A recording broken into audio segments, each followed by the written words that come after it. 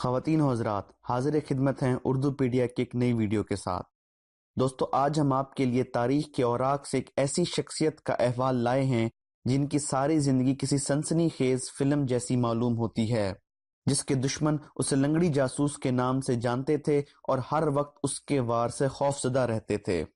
وہ دوسری جنگ عظیم کے دوران فرانس میں 3 برس تک نازی اہلکاروں کی ناک کے نیچے سے جنگ کی خفیہ دستاویزات چوری، اتحادی جاسوسوں کے نیٹ ورک منظم اور فرار ہونے والے قیدیوں کی مدد کرتی رہیں۔ دوستو، اس شخصیت کا نام ہے ورجینیا ہال، جو دوسری جنگ عظیم کے دوران فرانس میں برطانوی اور امریکی جاسوس کے طور پر خدمات انجام دیتی رہی ہیں۔ ان کے دشمن انہیں جاسوسوں میں سب سے زیادہ خطرناک سمجھتے تھے، اور حالانکہ وہ ایک ٹانگ سے معذور ہونے اور لنگڑا کر چلنے کی وجہ سے آسانی سے پہچانی جا سکتی تھیں، لیکن ہمیشہ وہ اپنے دشمنوں سے ایک قدم آگے رہتی تھیں۔ دوستو، ورجینیا ہال کی ایک ٹانگ لکڑی کی تھی جس کا وزن تقریباً 3 کلو تھا۔ وہ مسلسل اپنا حلیہ تبدیل کرتی رہتی تھیں۔ وہ اچانک کہیں سے نمودار ہوتی اور بغیر اطلاع کے غائب ہو جاتی۔ جنگ کے غیر معمولی واقعات اور جان جوخم والے کاموں کے باوجود لنگڑا کر چلنے والی ورجینیا کی زندگی کے بارے میں لوگوں نے ان کی موت کے بعد ہی جانا۔ ان پر اب تک کئی کتابیں شائع ہو چکی ہیں اور ان کی بایوگرافی پر بھی ایک فلم بننے جا رہی ہے۔ خواتین و حضرات، ورجینیا ہال کے مزید کارناموں کی طرف بڑھنے سے پہلے مختصراً ان کی ابتدائی زندگی اور شخصیت کے بارے میں جاننے کی کوشش کرتے ہیں۔ آپ امریکی ریاست میری لینڈ میں 1906 میں ایک دولت مند گھرانے میں پیدا ہوئیں۔ آپ کو بچپن سے ہی سفیر بننے کا بہت شوق تھا۔ وہ انگریزی، فرانسیسی، اطالوی اور جرمن زبانیں روانی سے بولتی تھیں۔ 20 سال کی عمر میں ورجینیا اپنی تعلیم مکمل کرنے یورپ پہنچی اور یہاں پر تعلیم کے ساتھ ساتھ امریکی سفارت خانوں میں بطور کلرک کام کرتی رہیں، لیکن کبھی سفارت کار نہ بن سکیں۔ سفارت کار بننے کا خواب اس وقت پوری طرح ٹوٹ گیا جب شکار کے دوران حادثاتی طور پر ایک گولی ان کی بائیں ٹانگ میں لگ گئی۔ ان کی ٹانگ میں ناسور کی وجہ سے ان کی زندگی خطرے میں تھی، جس کے بعد ڈاکٹروں کو گھٹنے کے نیچے سے ان کی ٹانگ کاٹنی پڑی۔ معذوری کے بعد انہیں ایک غیر اہم خاتون کے طور پر معاشرے نے مسترد کر دیا، لیکن وقت نے انہیں ایک انتہائی اہم خاتون ثابت کیا۔ معذوری کے بعد مایوس ہو کر گھر بیٹھنے کے بجائے ورجینیا نے زندگی میں غیر معمولی چیزیں کرنا شروع کر دیں۔ دوستو، جب دوسری جنگ عظیم شروع ہوئی تو اس وقت ورجینیا نے بمباری اور فائرنگ کے بیچ میں فرانس میں فوجی ایمبولینس چلانا شروع کر دی۔ اسی دوران ان کی ملاقات برطانوی خفیہ ایجنٹ سے ہوئی، جس نے ان کے کام سے متاثر ہو کر ان کو اپنے ساتھ کام کرنے کی دعوت دی، اور یوں لندن میں ورجینیا نے اسپیشل آپریشن ایگزیکٹو یعنی SOE کے لیے کام کرنا شروع کر دیا۔ اور یوں 1941 میں جب ورجینیا نیو یارک پوسٹ کی رپورٹر بن کر فرانس پہنچی تو کہا جاتا تھا کہ یہ ایک انتہائی خطرناک مشن تھا جس میں ان کی زندگی کے امکانات تقریباً آدھے تھے۔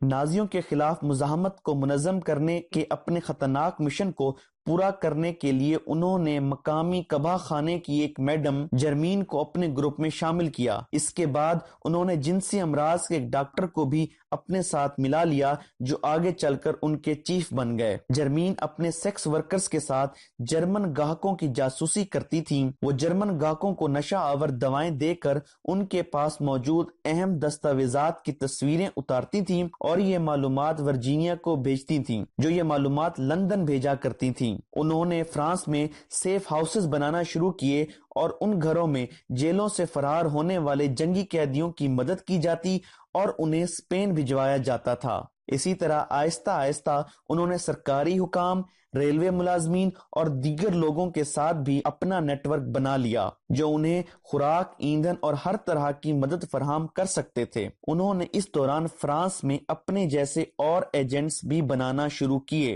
اور یوں انہوں نے فرانس میں تقریباً 90 ایجنٹس کی ایک چھوٹی سی فوج تیار کر لی۔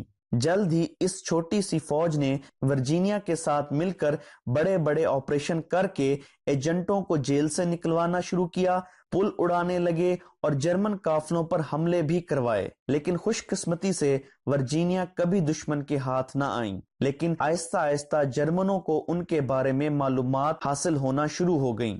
جرمن انہیں لمپنگ لیڈی یعنی لنگڑانے والی خاتون کے نام سے یاد کرتے تھے۔ آخر کار انتہائی تگ و دو کے بعد 1942 میں نازی فوج ان کا سراغ لگانے میں کامیاب ہو گئی، لیکن نازی فوجیوں کے ان تک پہنچنے سے پہلے وہ وہاں سے فرار ہونے میں کامیاب ہو گئیں اور ایک انتہائی دشوار گزار پہاڑی علاقے سے ایک ٹانک کی معذوری کے باوجود اسپین میں داخل ہو گئیں۔ 1944 میں امریکہ نے انہیں ایک بار پھر اسائنمنٹ کے ساتھ فرانس میں داخل کیا، جب تک مکمل فرانس نازیوں کے قبضے میں آ چکا تھا۔ اس بار وہ فرانس میں ایک بوڑھی کسان کے روپ میں داخل ہوئیں اور دوبارہ سے اپنی کارروائیاں شروع کر دیں، اور اب کی بار ورجینیا نے جرمن فوج کے خلاف گوریلا جنگ کے لیے مزاحمت کاروں کی 3 بٹالین تیار کیں، جنہوں نے کامیابی کے ساتھ فرانس کے طول و عرض میں نازی فوج کے خلاف کامیاب آپریشن کیے۔ ان تمام کارناموں کے باوجود انہوں نے ہر طرح کی توجہ کو نظر انداز کرتے ہوئے 1966 میں 60 سال کی عمر میں ریٹائر ہونے تک خاموشی سے CIA کے لیے کام کیا۔ وہ نہیں چاہتی تھیں کہ لوگ ان کے بارے میں بات کریں، کیونکہ وہ ایک روایتی خاتون نہیں تھیں۔ دوستو، ورجینیا 1982 میں انتقال کر گئیں۔ ورجینیا کی ان خدمات کی بنیاد پر ورجینیا کو امریکہ، برطانیہ اور فرانس کی جانب سے کئی میڈلز اور اعزازات سے نوازا گیا۔ دوستو، یہ تو تھی تاریخ کی ایک باہمت خاتون ورجینیا ہال کی چھوٹی سی کہانی۔ امید کرتا ہوں کہ آپ کو یہ ویڈیو پسند آئے گی۔ اگر آپ کو ویڈیو پسند آئی ہے تو اس کو لائک کریں، شیئر کریں اور اردو پیڈیا کو سبسکرائب کریں۔ شکریہ۔